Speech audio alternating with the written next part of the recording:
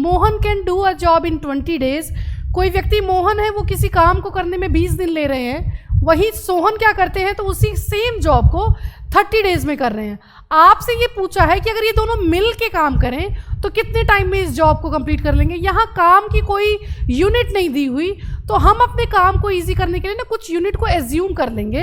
तो जैसे मोहन है, मोहन क्या कर रहे हैं 20 days में कर रहे हैं, ठीक है। और वहीं ये जो सोहन है वो क्या करते हैं तो 30 days में इसी काम को कर रहे हैं। वो काम क्या है तो उसकी हम एक यूनिट को एज्यूम कर रहे हैं। ये जो यूनिट होगी ना, हम वो एज्यूम करेंगे जो इन दोनों में इजीली, मतलब हम इसे डिवाइड या मल्टीप्लाई कर सकें, डिवाइड कर सकें। जैसे एलसीएम होता है, तो 30 और 20 का अगर मैं लेती हूँ तो वो अगर मान लेते हैं कि वो जो काम है ना वो 60 यूनिट है।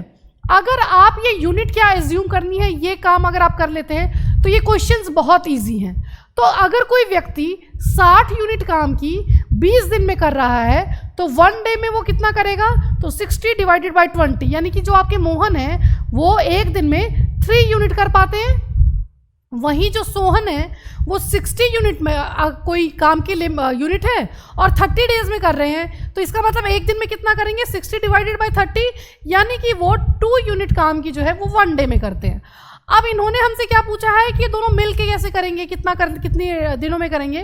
तो एक दिन में मोहन प्लस सोहन कितने यूनिट काम के करते हैं 3 + 2, यानी कि 5 यूनिट काम की ये एक दिन में कर रहे हैं। और टोटल यूनिट्स कितनी है 60।